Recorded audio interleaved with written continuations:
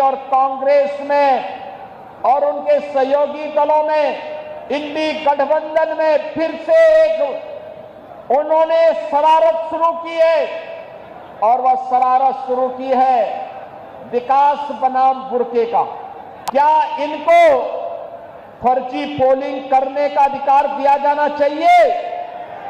क्या यहां पर विदेशी घुसपैठियों को आकर के बिहार के गरीबों का, बिहार के दलितों का, बिहार के नागरिकों के अधिकार पर क्या उन्हें डकैती डालने की छूट देनी चाहिए? दुनिया के अंदर कहीं जाएंगे आपको अपनी पहचान दिखानी पड़ती है ना। आप कहीं जाते हैं तो आपको उस देश में या वहां पर जाते हैं तो वहां पर आप जाते हैं तो जाकर के आप अपनी पहचान दिखाते हैं, अपनी चेहरा दिखाते हैं। लेकिन ये लोग चाहते हैं कि बिना चेहरा देखे, बिना पहचान पत्र देखे जिसकी मर्जी आए वो वोट डाल दे। और इसीलिए तो ये चाहते हैं कि ईवीएम मशीन न रहे। ये चाहते हैं जैसे पहले मतदाता पत्रों की चोरी करके, जबरदस्ती छिनैती करके, डकैती डाल करके ये लोग जबरदस्ती मतदान करके एक गरीब के हक पर डकैती डालते थे। आज भी आरजेडी कांग्रेस उसी अपने कालखंड की ओर ले जाने का कुत्सित प्रयास कर रही है। भगवान राम और मां जानकी का संबंध अटूट है, उसी प्रकार का संबंध उत्तर प्रदेश और बिहार का है। उन संबंधों को मजबूती प्रदान करने की दृष्टि से आज डबल इंजन की सरकार बिहार में फिर से स्थापित हो, और डबल इंजन सरकार में बिहार की गति डबल स्पीड से आगे बढ़ती हुई दिखाई दे। जो कार्य पिछले 20 वर्षों में माननीय श्री नीतीश कुमार जी के नेतृत्व में डबल इंजन की एनडीए की सरकार ने करके दिखाया है, वह गति, वह स्पीड इसी प्रकार से बनी रहे, इसके लिए अपने बिहार के बहनों और भाइयों का आह्वान करने के लिए आज मैं यहां दानापुर से आह्वान करने के लिए आपके बीच में आया हूं। बहनों और भाइयों, कौन नहीं जानता है 1990 से 2005 तक बिहार का जंगल राज और परिवारवाद आपने देखा होगा। कौन वे लोग थे जिन्होंने बिहार की ज्ञान भूमि को, बिहार की इस आध्यात्मिक ज्ञान भूमि को परिवारवाद और अपराध की भूमि बना करके यहां के हमारे नौजवानों के सामने पहचान का संकट खड़ा कर दिया था। यहां विकास के नाम पर उस कालखंड में किस प्रकार की अराजकता फैलाई गई थी, ये किसी से छुपा हुआ नहीं। विकास के नाम पर यहां पर पेशेवर गुंडे और माफियाओं को सत्ता का संरक्षण 1990 से 2005 के बीच में प्रदान करके पूरे बिहार के विकास को बाधित कर दिया गया था। बिहार के नागरिकों के सामने, बिहार के नौजवानों के सामने पहचान का संकट खड़ा हो गया था। हर वह व्यक्ति बिहार से प्लान कर रहा था जिसके मन में एक भाव था बिहार के बारे में कुछ करने की, बिहार को आगे बढ़ाने की, और बिहार की अपनी उस परंपरा को जिसने कभी भारत को नेतृत्व दिया था, भारत के स्वर्ण युग को लाने का अवसर जिस बिहार ने दिया था, अपने पूर्वजों की स्थापना को पुनर्स्थापित करने का जो जज्बा था, उस जज्बे को उस कालखंड में किस प्रकार से रौंदने का काम हुआ था, यह किसी से छुपा हुआ नहीं। और इसीलिए पिछले 20 वर्ष में बिहार को उस कलंक से मुक्त करने का काम एनडीए की सरकार ने जिस प्रभावी ढंग से किया है, आज डबल इंजन की ये भारतीय जनता पार्टी एनडीए की सरकार बिहार के अंदर उसको और प्रभावी ढंग से आगे बढ़ाने के लिए इस चुनाव में फिर से बिहार वासियों का आह्वान करने के लिए आई है। बहनों और भाइयों, अब बिहार में यहां के विकास को कोई बाधित नहीं कर सकता। यह अपराध को कोई अपना जन्मसिद्ध अधिकार नहीं बना सकता। अब बिहार में अपराध को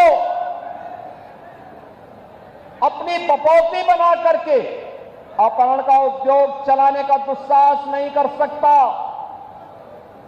अब तो केंद्र सरकार ने और राज्य सरकार ने मिलकर के विकास के जिन कार्यक्रमों को आगे बढ़ाया है, उन कार्यक्रमों में अब पेशेवर माफिया और अपराधी कहीं बाधक नहीं बन पाएंगे।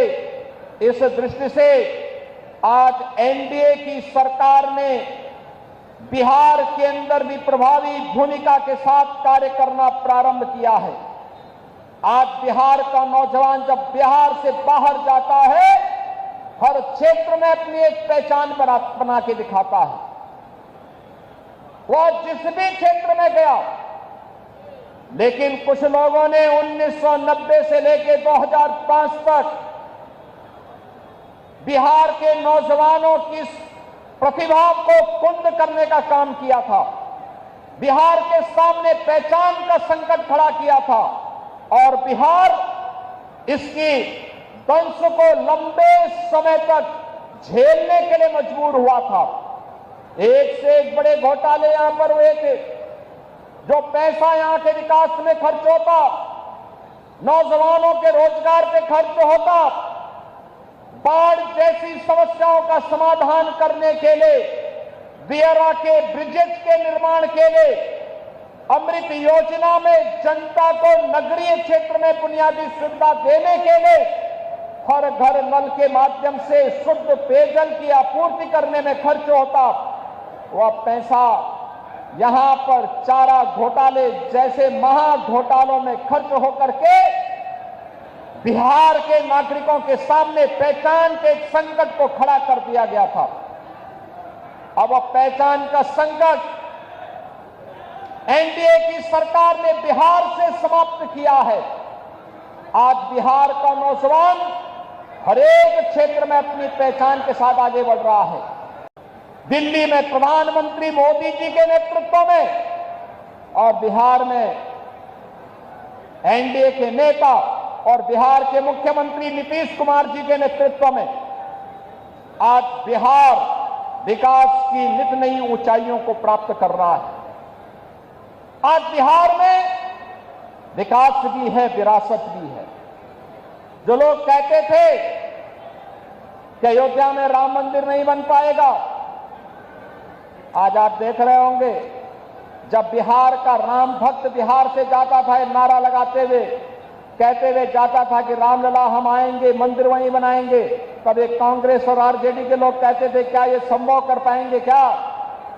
प्रश्न करते थे। बिहार के चुनाव में हम लोग आते थे, हमसे पूछा जाता था क्या राम मंदिर बन पाएगा? हम कहते थे जरूर बनेगा। तब भी हम कहते थे जरूर बनेगा। और बहनों और भाइयों, आज अयोध्या में तो भगवान राम का भव्य मंदिर का निर्माण कार्य पूरा हो चुका है, रामलला विराजमान हो चुके हैं। लेकिन अब बिहार में भी मां जानकी का मंदिर बन रहा है। लगभग 900 करोड़ रुपए की लागत से बिहार में भी वह कार्य प्रारंभ हो गया है। यही है विरासत, यही है विरासत, यही है हमारी विरासत। हम भगवान राम और मां जानकी की इस परंपरा पर भी गौरव की अनुभूति करते हैं। हमें चंद्रगुप्त मौर्य, भगवान बुद्ध और चाणक्य की परंपरा पर भी गौरव की अनुभूति होती है। आज बिहार में आधुनिक इंफ्रास्ट्रक्चर दिखाई दे रहा है।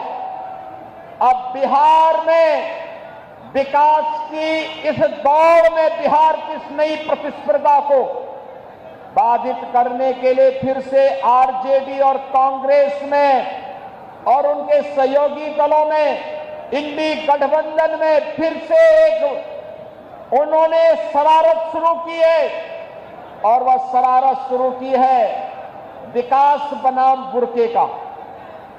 जब भी बिहार विकास के बारे में चर्चा कर रहा है, जब बिहार के नौजवानों के मुंह पे विकास की चर्चा है, जब विकास की प्रतिभा को लेकर के बिहार का नौजवान आगे बढ़ना चाहता है, तब यहां पर बुरके को लेकर के कांग्रेस ने, आरजेडी ने नई बहस को आगे बढ़ाने का कुत्सित प्रयास किया है। आप मुझे बताइए, क्या इनको फर्जी पोलिंग करने का अधिकार दिया जाना चाहिए? क्या यहां पर विदेशी घुसपैठियों को आकर के बिहार के गरीबों का, बिहार के दलितों का, बिहार के नागरिकों के अधिकार पर क्या उन्हें डकैती डालने की छूट देनी चाहिए? बहनों और भाइयों, आरजेडी और कांग्रेस फर्जी पोलिंग करवाने की इस अपनी कुत्सित चेष्टा को और जो एक पारदर्शी और स्वच्छ चुनाव प्रक्रिया के तहत हर मतदाता को अपनी पहचान देनी है और पहचान पत्र दिखा करके ही वो मतदान में भागीदार बन सकता है। जब इसको आगे बढ़ाने की कार्रवाई के साथ एनडीए की सरकार उसका समर्थन कर रही है, एनडीए के सभी दल उसका समर्थन कर रहे हैं, लेकिन कांग्रेस, आरजेडी और उनके सहयोगी दल कहते हैं नहीं, फर्जी पोलिंग होनी चाहिए। ये तो बिहार के लोगों के हकों पर डकैती करने जैसा है, डकैती डालने जैसा है। ये लोकतंत्र के लिए एक चुनौती है, और यही कहने के लिए आज मैं आपसे कहने के लिए आया हूं कि बहनों और भाइयों, बिहार के नागरिकों को, बिहार के नौजवानों को, बिहार के दलितों को, बिहार के वंचितों को, बिहार के नागरिकों को उनके अधिकार से मजबूती के साथ, उस अधिकार में किसी को भी डकैती डालने का अवसर नहीं मिलना चाहिए। यह दिखाने के लिए आज जब चुनाव आयोग मजबूती के साथ आगे बढ़ा है, तब ये लोग दुष्प्रचार का सहारा ले रहे हैं। आप मुझे बताइए, आप दुनिया के अंदर कहीं जाएंगे, आपको अपनी पहचान दिखानी पड़ती है ना। आप कहीं जाते हैं तो आपको उस देश में या वहां पर जाते हैं तो वहां पर आप जाते हैं तो जाकर के आप अपनी पहचान दिखाते हैं, अपनी चेहरा दिखाते हैं। लेकिन ये लोग चाहते हैं कि बिना चेहरा देखे, बिना पहचान पत्र देखे जिसकी मर्जी आए वो वोट डाल दे। और इसीलिए तो ये चाहते हैं कि ईवीएम मशीन न रहे। ये चाहते हैं जैसे पहले मतदाता पत्रों की चोरी करके, जबरदस्ती छिनैती करके, डकैती डाल करके ये लोग जबरदस्ती मतदान करके एक गरीब के हक पर डकैती डालते थे। आज भी आरजेडी कांग्रेस उसी अपने कालखंड की ओर ले जाने का कुत्सित प्रयास कर रही है। उन स्थितियों में हर मतदाता को जागरूक होकर करें, मतदान करने के लिए अपने आप को तैयार होने के लिए आगे आना होगा।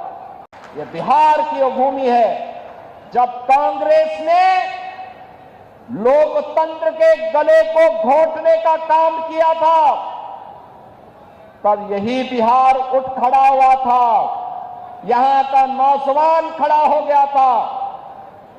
सर्वदेश जयप्रकाश जी के नेतृत्व में यही पटना में उन्होंने हुंकार भरी थी और कहा था कि देश के लोकतंत्र का गला घोंटने का अधिकार किसी को भी नहीं देंगे।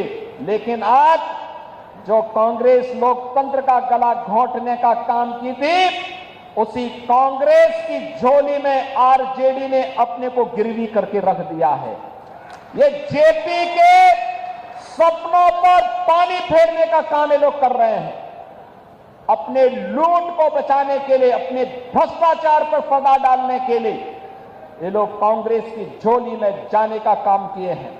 बहनों और भाइयों, हम सबको बिहार, जिसने दुनिया को लोकतंत्र का पाठ पढ़ाया था, वैशाली का गणतंत्र उसका उदाहरण है। दुनिया के अंदर ज्ञान भूमि के रूप में महात्मा बुद्ध को इसी बिहार की धरती में, गया में ज्ञान प्राप्त हुआ है। दुनिया का प्राचीनतम विश्वविद्यालय नालंदा इसी बिहार की धरती ने दिया है। देश को पहला राष्ट्रपति डॉक्टर राजेंद्र प्रसाद जी के रूप में इसी बिहार की धरती ने दिया है। और वह बिहार आज विकास की जिन ऊंचाइयों को प्राप्त कर रहा है, कांग्रेस और आरजेडी को कतई अच्छा नहीं लगेगा। बहनों और भाइयों, बिहार की इस परंपरा को हम लोगों ने भी अपने यहां मजबूती के साथ जोड़ने का काम किया है। आज याद करिए, सरदेव जयप्रकाश जी की जन्मभूमि बलिया जनपद में, बिहार और उत्तर प्रदेश के जंक्शन में, हमने वहां पर 1977 में सरदेव जयप्रकाश जी ने उत्तर प्रदेश सरकार को लिखा था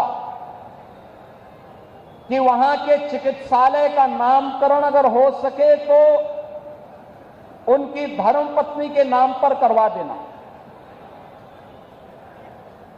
लेकिन समाजवादी पार्टी ने उत्तर प्रदेश के अंदर नहीं किया, कांग्रेस ने नहीं किया।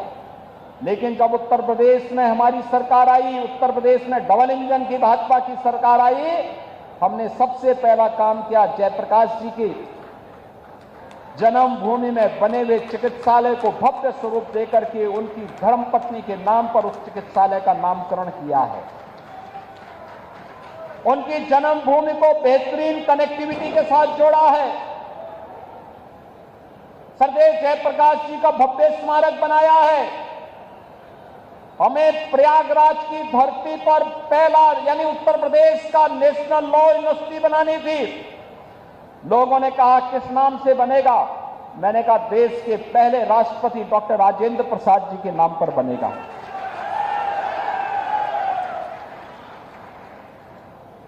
अयोध्या की कनेक्टिविटी कहां की होनी चाहिए?